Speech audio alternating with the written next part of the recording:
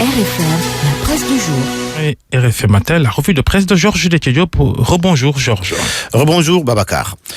Imam Ndao parle enfin et il dit tout selon l'Observateur.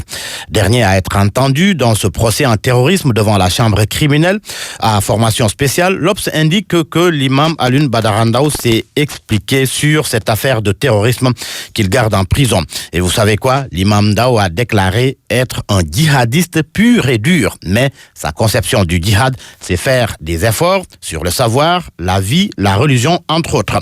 Car à ses yeux, le djihad n'est pas pour attaquer les gens. L'Observateur nous apprend aussi que Imam Ndao a expliqué pourquoi il a gardé dans son ordinateur des films d'exécution de Boko Haram. Films qui ont été projetés hier au tribunal des images d'exécution et de décapitation selon le journal Le Quotidien. Le Quotidien qui rapporte les propos de Imam Ndao, propos selon lesquels il les a téléchargés pour sa connaissance personnelle. Vox Populi et Sud Quotidien rendent aussi compte de l'audience d'hier. Selon Vox Pop, Imam Ndao se purifie du terrorisme et enfile son manteau de djihadiste pur et dur. Quelques morceaux de sa déposition à la barre. Je suis un représentant de l'islam sur terre. On n'a jamais parlé de projet d'installation d'une cellule djihadiste au Sénégal. La même déclaration est à la première page de Sud Quotidien, pour qui Imam Ndao se dédouane. Il a affirmé n'avoir jamais parlé de l'installation d'une base terroriste avec Maktar Diokhane. Ce qui n'est pas loin d'un acte terroriste, c'est l'attaque en Casamance.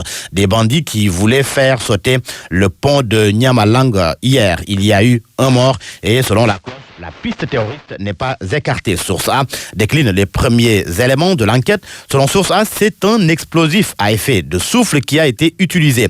Cela peut venir de partout, selon le colonel Abdoul Ndiaye, le patron de la DIRPA, qui a confié au journal qu'à sa connaissance, il n'y a jamais eu une attaque de ce genre dans la partie sud du pays. En politique, le dernier communiqué du secrétariat exécutif national de l'APR fait la une des journaux.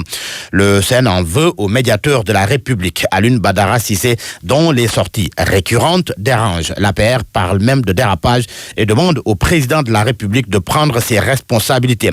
Plus clairement, l'APR demande à Macky Sall de limoger ABC.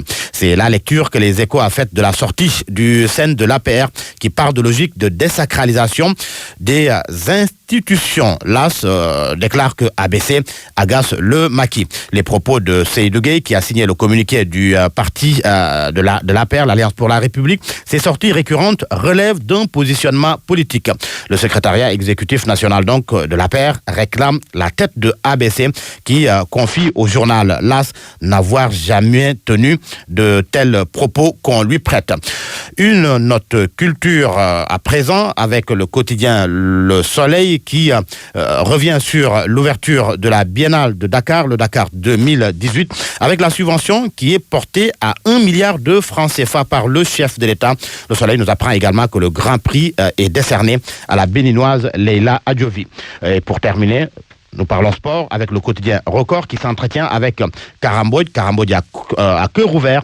Kara qui déclare être prêt pour le mondial Babacar. Georges Diop, la revue de presse. Merci.